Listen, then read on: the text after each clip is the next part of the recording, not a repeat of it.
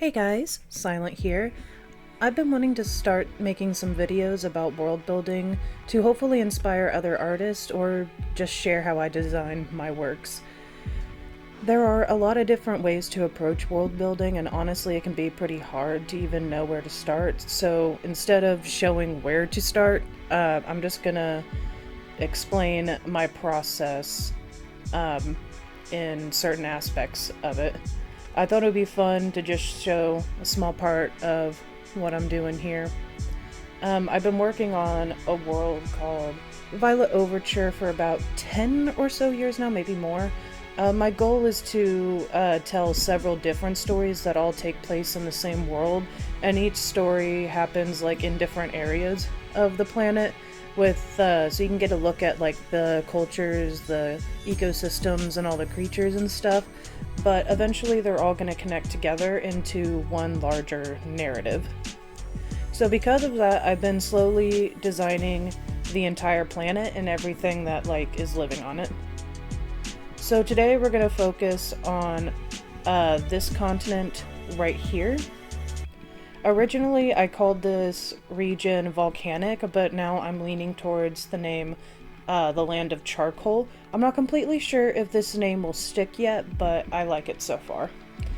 This island is home to several extremely active volcanoes. Because of that, the environment is hot, rocky, and constantly covered in ash. There's acidic rains, hot vents in the ground, boiling pools of water, and large amounts of minerals, gemstones, and volcanic glass. I wanted this region to have a full fantasy ecosystem where everything depends on everything else. So I'm designing plants, insects, grazing animals, predators, and fungus, and they all interact with each other in some kind of way.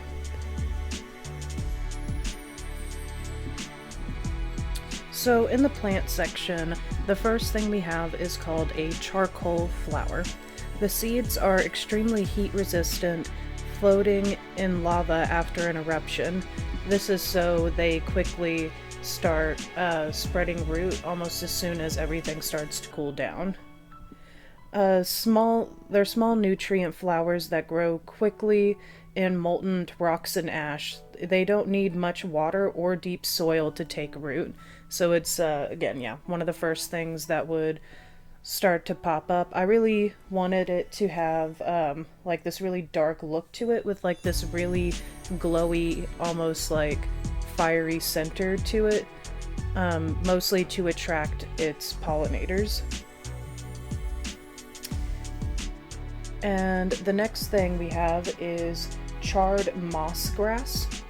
This is another one of those quickly growing plants as soon as everything like cools down a little bit.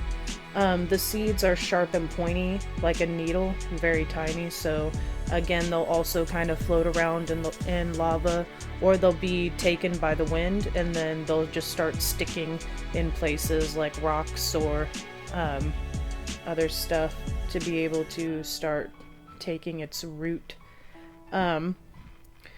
It has a high amount of heat, so like I would say it's kind of like, I wouldn't say it's like scalding, but it's kind of like if you were walking on like concrete on like a warm day, you would definitely feel it like in your feet.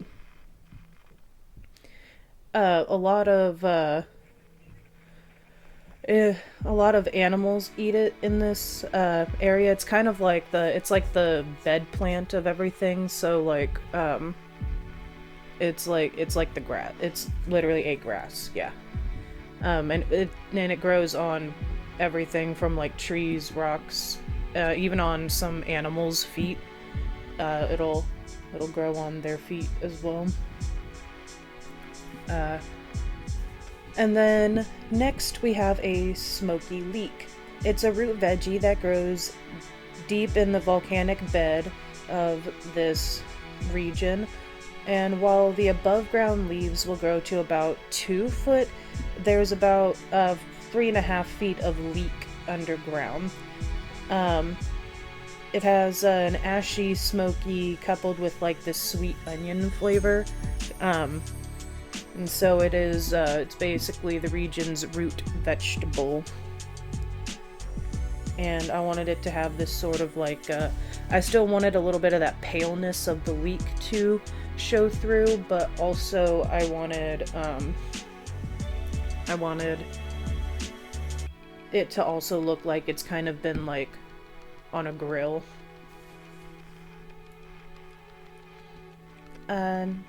Next we have coal berries.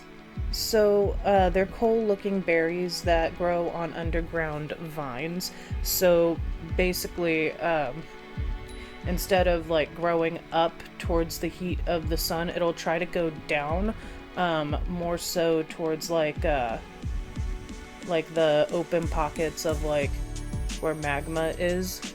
I'm sorry, I don't know the direct terminology. As much as I've studied some of this stuff, I'm not like an expert, and I don't know the terminology, mostly because I don't have an excuse, I just haven't looked it up.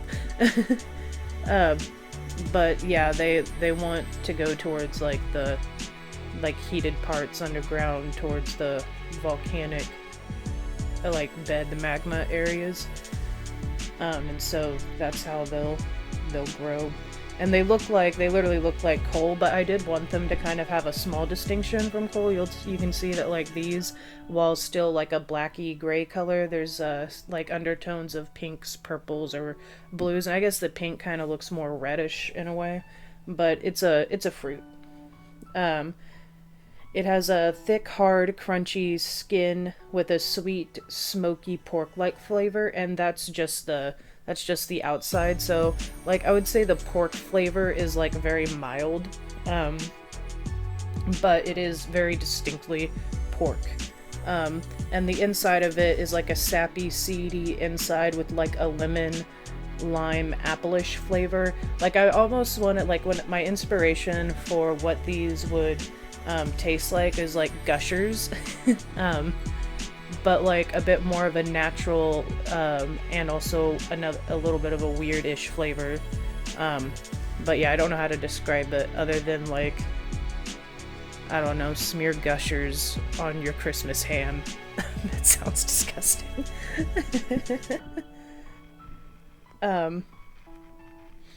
But now we're moving on to the mushrooms, and we have false coal for one of them. It is a mushroom that grows on anything decomposing, including bones. It's very good at breaking down collagen and stuff like that. I think a lot of mushrooms, a lot of fungus are, so I think that makes sense. And then they look like their little mushroom heads don't have like a uniform shape. They're just black and lumpy, and they look just like coal. And they'll also be found sort of underground sometimes as well. They're hot to the touch, even often lightly steaming the air around it. So it's almost like it just came off of the grill or something, you know. It survives being buried in ash, which that makes sense because it'll be under ash, it'll be under bedrock. You can kind of find some of it. It won't be like quote unquote alive anymore, but sometimes it can get trapped in obsidian over a long period of time. It has a smoked steak and bitter root-like flavor to it after it's been cooked, and raw it just kind of has like a chewy, umami, meaty flavor. But yeah, that's the false coal. Sorry I'm not the best at this, guys. This is my first time recording a video in this kind of way. I also haven't recorded too many videos before, but that's besides the point. Next we have forest candles. We have a tall fungus that feeds on trees and decomposing large animals. It glows and flickers at night, melting down and feeding in the daytime. So I took inspiration for this from, like, if you've heard the theory, I don't know, like the idea that there was a period of time on Earth that we had tall mushrooms instead of trees, and they were just kind of like these big, tall, like log looking things. Like they didn't have a head on them or anything, they were just like little stalks or big stalks. And I took inspiration from that. I have heard, I don't know how true this is, but I had heard like theories that they would start to break down like during the daytime or nighttime, something like that, and they would feed on, like they would like feed on decomposing stuff in the soil just to like regrow again, and it would be like bigger because like it has more nutrients and stuff. I don't know if that's like fully true, but even if it isn't, this is what these fantasy mushrooms do. And they're a little taller than the trees. And speaking of trees, the next thing we have on our list is the cinderheart tree. It's a heat-resistant tree with a glass-like bark. It's very small, only about 4 to 5 feet tall. It's the main food source for most animals in the area. The bark is surprisingly cool for where it lives, and the leaves on it are very waxy and tiny to conserve moisture. So the forest candle mushrooms would be a little bit taller than the cinderheart trees. And I really like having this obsidian glass-like texture for its bark, and then having very dark purpley leaves, which leaves room for the main focal point being its fruit, and that fruit would be called the flicker fruit. It pulses a dull glow because it fully relies on animals to spread its seeds. So that dull flickering light is like to get their attention, basically lead them in the correct direction. It ferments very fast after falling, so a lot of intelligent species such as like humans or cephaline, and I'll make a video about what cephaline and some other intelligent creatures I have are, they will make a lot of wines out of this flicker fruit, or beers, wines, beers, that sort of thing. It has a sweet, smoky, mineral-rich flavor. It's like a mix of a mango, tomato, and a roasted pumpkin in its flavor. And therefore it's often coupled with meat in a lot of dishes, such as like soups, or even roasted on kebabs with beef and other vegetables. The inside of the fruit, and you'll see it more once it gets to its coloring phase, it's kind of like it's almost jelly-like in a way. It doesn't actually have a jello, that's not the right description. It would be almost like a spread, like a custard sort of thing. The meat is very soft, and you could kind of just like take a spoon and like pick and like scoop it out, basically. But the like skin on the outside is pretty tough. It's not as tough as like a coconut would be. It's sort of like almost like a pineapple in a way, as far as like how like tough it is. It doesn't have all those like prickly stuff on it. And then next we have a charred root, and it is the deep roots of the cinderheart tree. It has a bit of a burnt baked potato flavor, and it tends to crumble very quickly when it's been dried out. And so because of that, it'll be used as a common spice or mixed with other spices, or it'll be used for like instant soup, which is a common food source in this world, where they'll dry out meats and vegetables and stuff like that, and like sort of grind it all together into like a powder, and then put it together inside of a bottle. Then you just add hot water, and now you got soup, you know. I'm pretty sure that exists in real life. I think it does. And then next we have a cactus pod. So they're not actual cactuses, it's actually a flower, and it has like this sort of like the bulb is like very melon-like in a way. So like what it does is that through these like waxy hairs that they have, they sort of suck up moisture from both the air and the ground, and they'll store that moisture within that little pod area.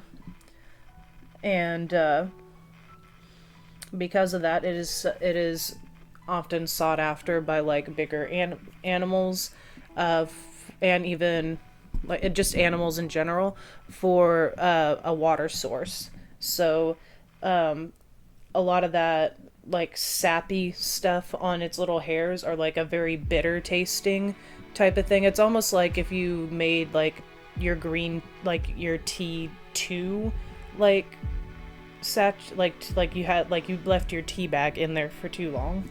Like it's very, very bitter. And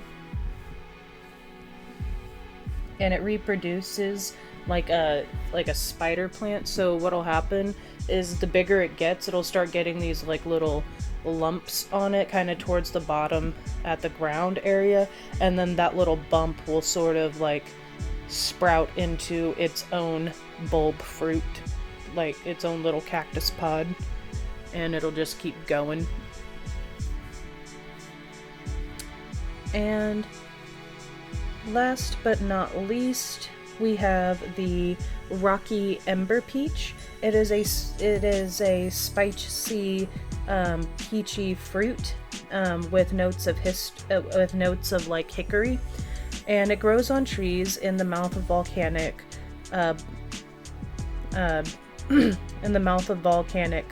caves, and its root and its pit, the thing that holds all the seeds, it is made of mostly obsidian, and this is so it can obviously survive being, lava and all that. And the fruit itself has small traces of caffeine. So there's actually another fruit that I made that's on a different part of the region, and it's called a spiked ember peach. And that one has a very high amount of caffeine, so it often gets used for like energy drinks and stuff like that. This one, it does not have as much caffeine. Like I would say one whole fruit would maybe be like a fourth of a cup of coffee, whereas like the spiked ember peach would probably be the equivalent of like 2 cups of coffee. And this is just another, this rocky one is just another version of that type of fruit. And with that, that is all the plants. So next we're gonna move on to the invertebrates. And now we're gonna move on to the invertebrates of the world, of this particular area. And before I get into the new stuff, there's a creature I already made, and I'm going to try to throw up a picture of it, and it's called a golden gem beetle. I decided to make it native to the land of charcoal, but I hadn't made that decision whenever I first made it, so that's why it's not on here, but I'll tell you about it. So they're golden beetles that find, polish, and adopt gems to attract their mates. So they're born with like these flat little curved part in their butts where they can polish and carve a gem with their little legs to fit into that little area. And this is for a lot of reasons. It is, attracting a mate, but also keeping themselves cooler, as that big shiny gem kind of reflects off some of the heat, some of the light and stuff. And ones with the same gems will huddle together, and they will usually come back to the same nesting place after digging up their gems. So it became very common for people to breed and trade the bugs so that they can have like a natural little gem farm. And in some parts of the world, that practice has now been banned.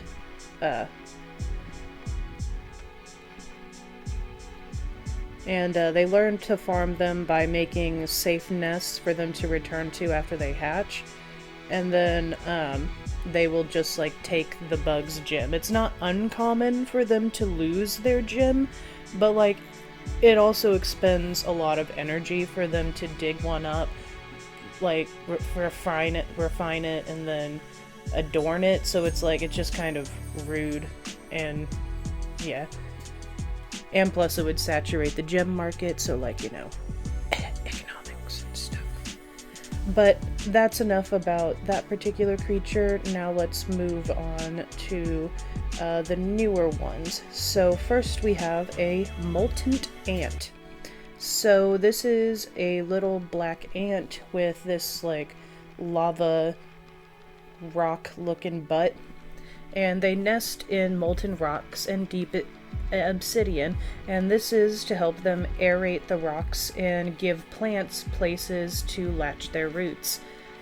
They are dangerous. Their bite can feel like getting branded, so like it hurts a lot and it'll leave a pretty nasty scar, but they're not venomous or anything, so they won't kill you. So I guess they're not that dangerous. They just hurt like a bitch. And they're about the size of a carpenter ant, so they're relatively big. I imagine that they have the little glowing part on their booties for letting other creatures, like as like a warning to other creatures that like, hey, we're here, because like you'll see whenever they start getting colored, they're pretty much black. So if they're in obsidian or molten rock, you may not see them. And then the next thing we have is an ash fly.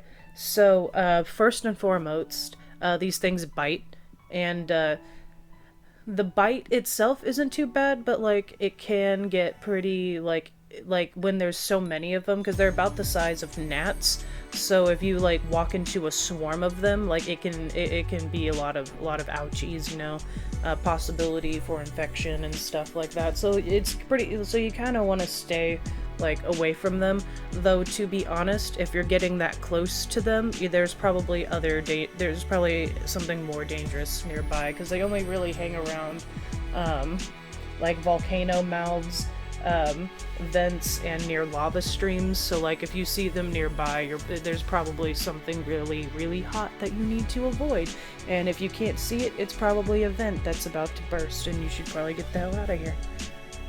They feed on minerals found in that volcanic smoke and ash, and they'll hover around the area. They'll also lay their eggs in the lava pits, and those eggs will then emerge into lava larvae, which is the next thing on our list. They are obviously the ashfly babies, and they burrow into lava rocks, gems, and charred roots, eating them in the process. And they're about 450 degrees Fahrenheit, like their body temperature is. So don't touch them. They have a very sharp bite to dig into the rocks, and they have a sharp point on their tail for defense. So there's a lot of reasons why you shouldn't touch these little guys. And I like that they look like a very long candle flame. And also a mealworm. Like those were the two major things. Those were the two concepts I had whenever I was designing it. And then next we have a coal spider.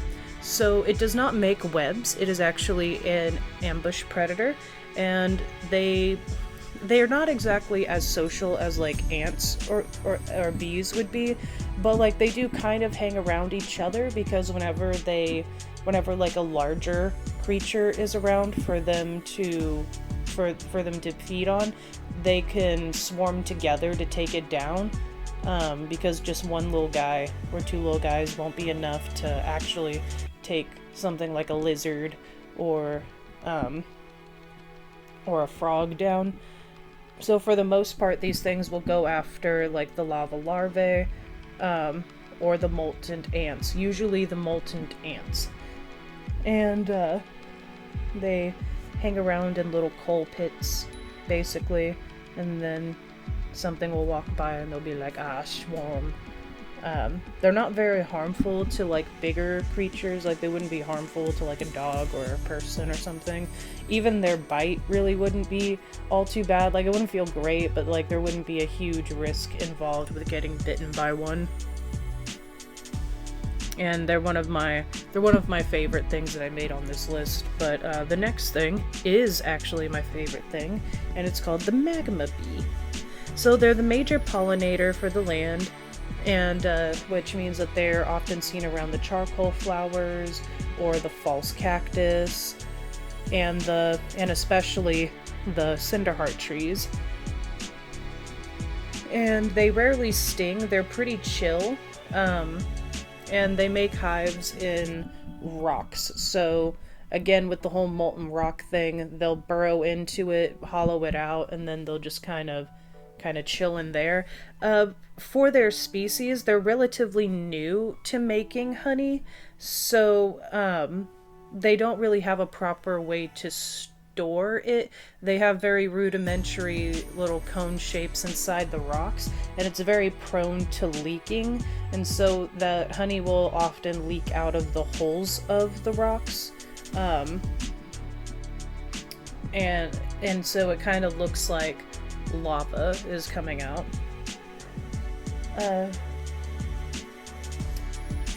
They make the honey from nectar that they get from the tree, from like the young tree flowers before the budding flowers before they become fruits, or the nectar from like charcoal flowers. But they'll also use little pieces of magma rock or fruit juice from the flicker fruit, and they'll also like take sweat from animals as well. So these little guys will be found pretty much everywhere. They'll be found nestled into the fur of animals. They'll be found around flowers and trees, and even around lava pits and stuff like that. These guys just are very opportunistic, and if they can grab it and carry it off and they like the flavor even a little bit, it's theirs. So because of that, the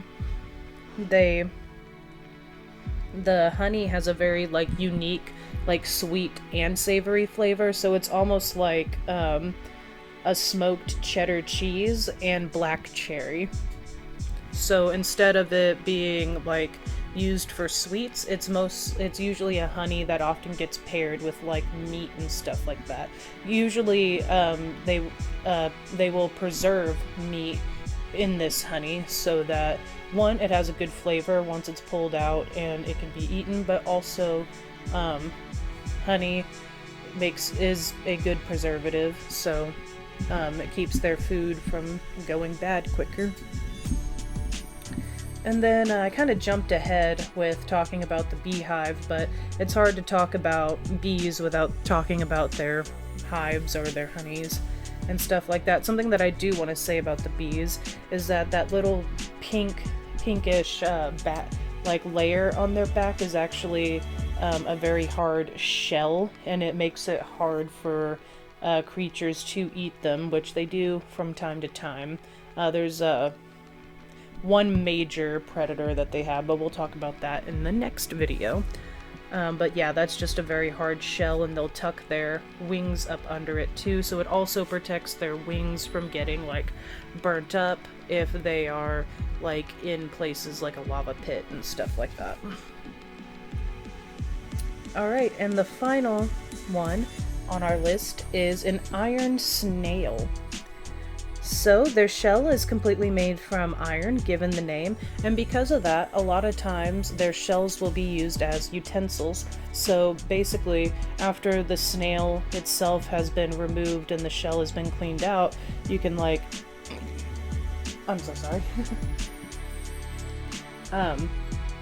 They can either smelt a little handle on a little piece of metal so that you can have a handle and use it as a spoon, or you can just use it as is and just grip it by the sides and dip it into your soups or whatever and be able to drink with it. You can even, with that little lip that the opening has, you could probably solder out some points or some grooves so that it could be like a spork.